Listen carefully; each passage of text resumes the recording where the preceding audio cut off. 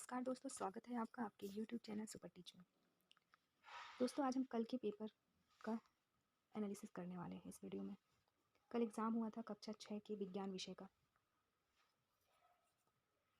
तो विज्ञान के पेपर के पूरे क्वेश्चन और आंसर का हम करेंगे यहाँ पे एनालिसिस। एक एक करके प्रश्न और उनके उत्तर देखने वाले हैं इस वीडियो में। तो सबसे पहले ये जो पेपर होता है आपका 2.5 घंटे का होता है, पूर्णांक 60 अंकों का होता है और इसमें बहुविकल्पीय टाइप के क्वेश्चन, रिक्त स्थान पूर्ति टाइप के क्वेश्चन, अति लघु उत्तरीय क्वेश्चन, लघु उत्तरीय क्वेश्चन और दीर्घ उत्तरीय टाइप के क्वेश्चन पूछे जाते हैं। वार्षिक परीक्षा सत्र 2023-24 चल रहा है और राज्य शिक्षा केंद्र मध्य प्रदेश भोपाल द्वारा ये जारी किया जाता है। तो स्टार्ट करते हैं और देखते हैं पहला प्रश्न। पहला प्रश्न है हमारा, निम्नलिखित में से कौन सी वस्तु अपारदर्शी है? ऑप्शन है जल, ईंट, कांच और वायु, जिसका आंसर हो जाएगा ईंट। हमारा अगला प्रश्न है, निम्नलिखित में से असंगत वस्तुओं को पहचानिए, जिसका आंसर हो जाएगा प्लास्टिक की डोरी। अगला प्रश्न है, ऐसी गति जो निश्चित समय अंतराल के बाद अपनी गति को दोहराती है क्या कहलाती है? आंसर हो जाएगा, जिसका आंसर है घूर्णन गति। अगला प्रश्न है, एक सफ़ेद रंग की शर्ट धूप में सूख रही है, इससे बनने वाली छाया का रंग कैसा होगा? जिसका आंसर है काला। निम्नलिखित में से चुंबकीय पदार्थ है, जिसका आंसर है निकेल। अब हम देखने वाले हैं रिक्त स्थानों की पूर्ति टाइप के क्वेश्चन। इसके भी प्रत्येक प्रश्न के 1 अंक दिए जाते हैं। तो इसमें है पहला क्वेश्चन, दर्पण एक कैसा पदार्थ है? तो आपको बताना है दर्पण एक ठोस पदार्थ है। अगला प्रश्न है, किसी द्रव को गर्म करने पर बदल जाता है, तो द्रव को गर्म करेंगे तो किस में बदल जाता है? वाष्प में। अगला प्रश्न है, जब भाप बर्फ से ठंडी हो गई प्लेट के संपर्क में आती है तो वह किससे होकर द्रव जल बन जाती है? जिसका आंसर है ठंडी होकर द्रव जल बन जाती है। अगला प्रश्न है, वे आवास जिनमें जल में रहने वाले पौधे व जंतु रहते हैं वो आवास कैसे कहलाते हैं? तो वो जलीय आवास कहलाते हैं। अगला प्रश्न है, विद्युत परिचित्र बनाने के लिए किसकी आवश्यकता होगी? विद्युत परिक्षेत्र बनाने के लिए विद्युत तार की आवश्यकता होगी। अब देखेंगे हम अति लघु उत्तरीय टाइप के प्रश्न, जिसमें पहला है, और अति लघु उत्तरीय टाइप के प्रश्नों के जो अंक हमें मिलते हैं वो मिलते हैं प्रत्येक प्रश्न के 2 अंक और इनको 1 से 2 वाक्यों में ही लिखना होता है। तो क्वेश्चन है, शरीर वर्धक भोजन किसे कहते हैं? शरीर वर्धक भोजन किसे कहते हैं? जिसका आंसर है, तो शरीर वर्धक भोजन जो है प्रोटीन की आवश्यकता शरीर की वृद्धि तथा स्वस्थ रखने के लिए होती है। प्रोटीन युक्त भोजन को प्रायः शरीर वर्धक भोजन कहते हैं। तो ये कहलाया हमारा शरीर वर्धक भोजन। शरीर वर्धक भोजन में आ जाएगा क्या? प्रोटीन। अगला प्रश्न है, थ्रेसिंग किसे कहते हैं?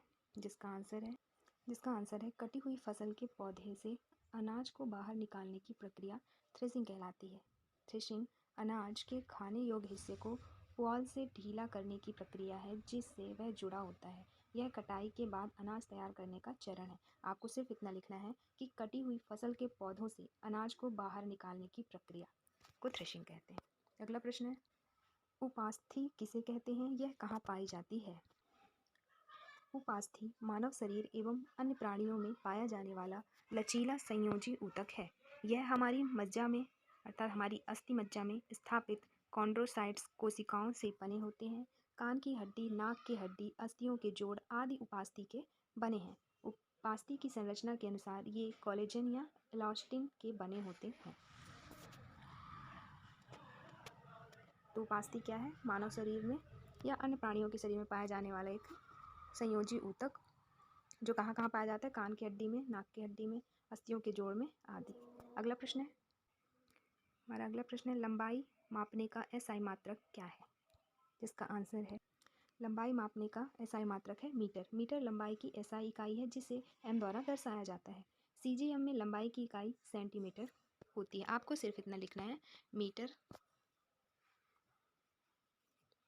या फिर लंबाई मापने की इकाई या SI मात्रक क्या है? मीटर। इस नेक्स्ट क्वेश्चन, हमारा अगला प्रश्न है पवन चक्की के 2 उपयोग लिखिए, जिसका आंसर है वायु चलित मशीनरी के लिए पवन चक्की का इस्तेमाल अनाज को पीसने या पानी पंप करने के लिए किया जाता है।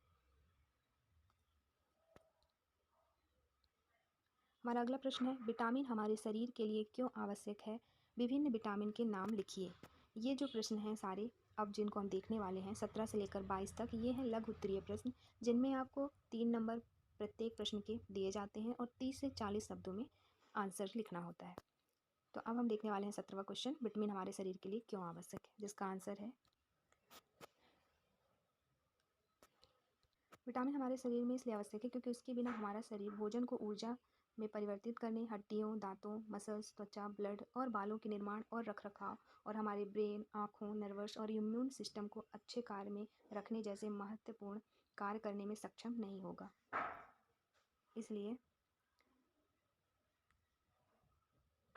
हमें विटामिन की आवश्यकता है। विटामिन के नाम लिखना है, जैसे विटामिन ए, विटामिन बी के जैसे B1 से लेके B12 तक, फिर vitamin C, vitamin D, vitamin E और विटामिन के।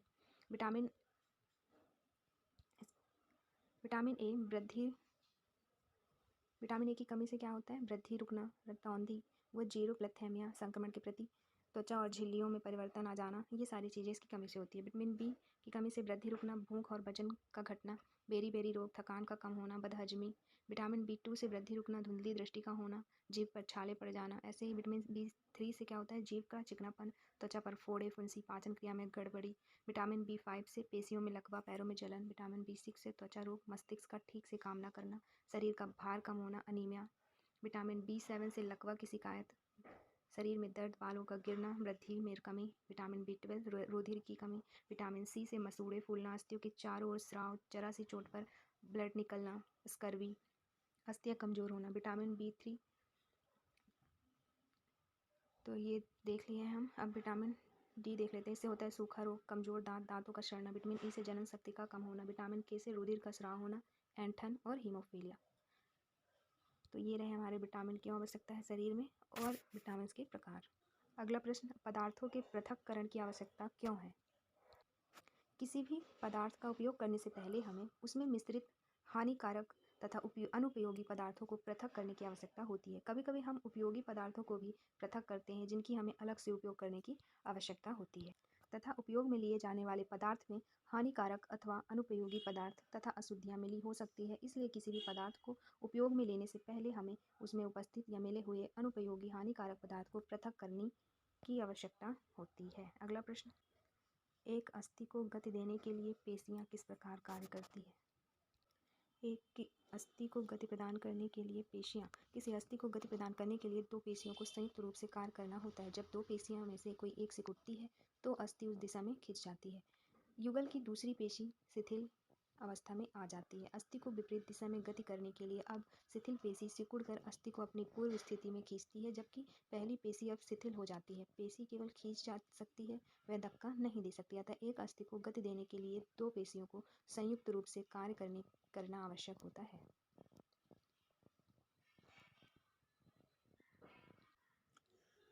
हमारा अगला प्रश्न है, कभी कभी विद्युत बल्ब विद्युत सेल से जुड़े होने पर भी दीप्त नहीं होते, ऐसा क्यों? जिसका आंसर है, जब बल्ब के टर्मिनलों को तार के द्वारा विद्युत सेल के टर्मिनल से जोड़ा जाता है तो बल्ब के तंतु से होकर विद्युत धारा प्रवाहित होती है। यह बल्ब को दीप्तिमान करती है। कभी कभी विद्युत बल्ब विद्युत सेल से जुड़े होने पर भी दीप्त नहीं होता। ऐसा बल्ब के फ्यूज होने के कारण हो सकता है। अगला प्रश्न है, क्या कारण है कि पर्वतारोही अपने साथ गैस का सिलेंडर लेकर जाते हैं? ऊंचाई बढ़ने के साथ ऑक्सीजन की मात्रा में कमी होने लगती है। इस कारण पर्वतारोही ऑक्सीजन सिलेंडर साथ ले जाते हैं। अब हम देखने वाले हैं दीर्घ उत्तरीय प्रश्न के लिए 5 अंक दिए जाते हैं। तो हम देखने वाले हैं प्रश्न नंबर 23। क्या कहता है? मूसला जड़ और रेशेदार जड़ में अंतर स्पष्ट कीजिए। जिसका आंसर है, मूसला जड़ के अंदर एक मुख्य जड़ पाई जाती है, जबकि रेशेदार जड़ में मुख्य जड़ का अभाव होता है। दूसरा पॉइंट, मूसला जड़ के लंबाई के अनुपात में बढ़ती है, जबकि रेशेदार जड़ लंबाई और चौड़ाई दोनों तरफ बढ़ती है। तीसरा, मूसला जड़ में शाखाएं पाई जाती है, जबकि रेशेदार जड़ में मुख्य जड़ के अभाव के कारण शाखाएं नहीं पाई जाती। मूसला जड़ के उदाहरण के रूप में मटर के पौधे की जड़, जबकि रेशेदार जड़ के उदाहरण के रूप में गेहूं के पौधे के जड़ होते हैं। हमारा अगला प्रश्न है, जलीय आवास में पाए जाने वाले पौधे एवं जंतुओं की विशेषताएं लिखिए। तो जलीय आवास में पाए जाने वाले पौधे, कमल हो गया, जल कुमुदनी हो गया, Amazon sword, dwarf aquarium lily, Amazon frogbit, anubias nana, butterfly fern, जल कुंभी, हॉर्नवॉट, क्विक वॉट प्लांट, जल परी, वाटर स्प्राइट इंडियन। ये जलीय पौधे हैं। अब देखेंगे जलीय जंतु।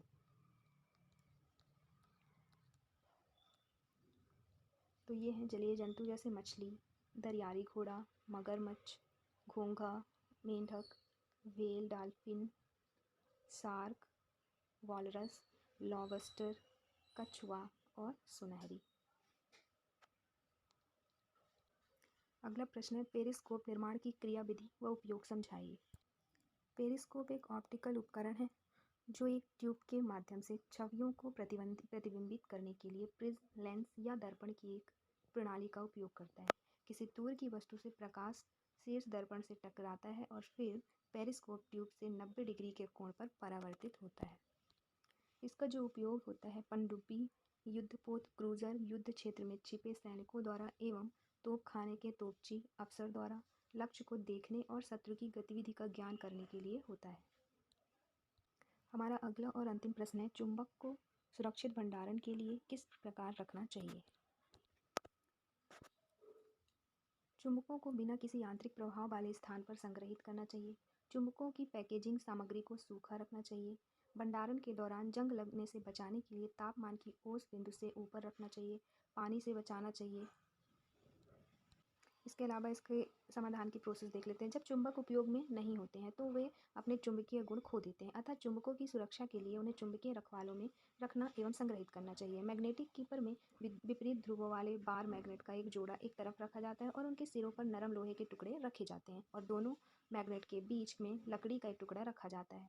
चुंबकीय प्रेरण द्वारा प्रत्येक नरम लोहे के टुकड़े के सिरों पर विपरीत ध्रुवताएं विकसित होती है और एक करीबी चक्र बनता है। यह चुंबकों के चुंबकत्व के नुकसान को रोकता है।